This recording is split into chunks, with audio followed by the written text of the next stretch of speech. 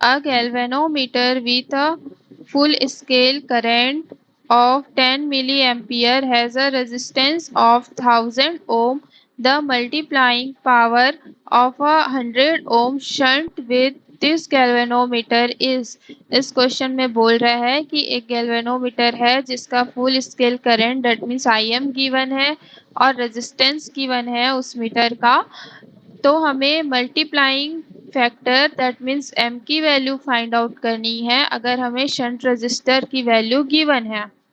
तो हमें क्या क्या गिवन है, हमें गिवन है IM is equals to 10 milli ampere and shunt resistor की वैल्यू हमें गिवन है 100 ओम और जो मीटर रजिस्टर है उसकी वैल्यू गिवन है 1000 ओम। तो हमें मल्टीप्लाइंग फैक्टर m की वैल्यू फाइंड आउट करनी है। तो बेसिकली अगर रेजिस्टेंस जो है वो शंट है दैट मीन्स शंट में रेजिस्टेंस कनेक्ट है तो वह केस जो होता है वो होता है हमारा रेंज एनहेंसमेंट ऑफ अमीटर का केस। सिमिलरली अगर सीरीज में रजिस्टर कनेक्टेड है तो वो हमारा केस होगा range enhancement of the volt meter. तो इस केस में हमारा शंट में रजिस्टर कनेक्टेड है दैट मीन्स ये केस हमारा होगा range enhancement of a meter and for this we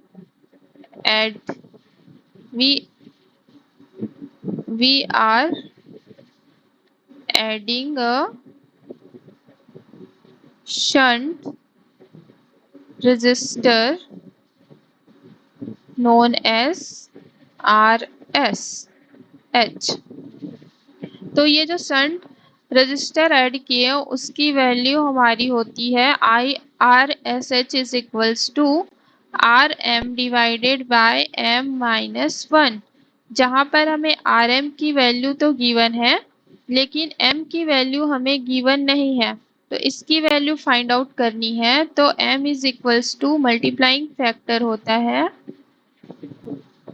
multiplying factor जिसका वैल्यू होता है M is equals to V/VM। लेकिन यहाँ पर अगर हमें RM की वैल्यू गिवन है और RSH की वैल्यू गिवन है तो M तो हम इजीली फाइंड आउट कर सकते हैं ना।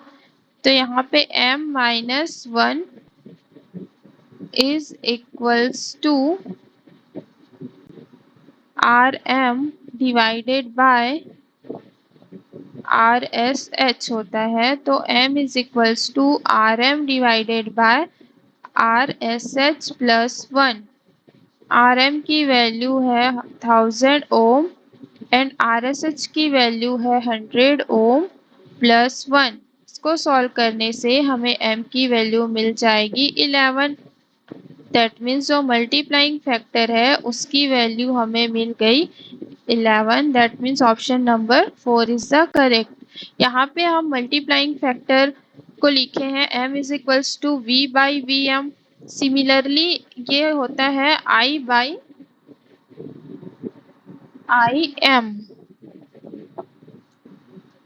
दैट मीन्स ये होता है हमारा मीटर का करंट और ये टोटल सर्किट का करंट। ये होता है मीटर का वोल्टेज और ये होता है हमारा पूरे सर्किट का वोल्टेज। तो ये वाला जो केस है वो हमारा होगा अमीटर के केस पे जब रेंज एनहेंसमेंट ऑफ अमीटर करते हैं और ये वाला केस हमारा होगा वोल्ट मीटर के केस में जब range enhancement of volt meter करते हैं। Okay, thank you.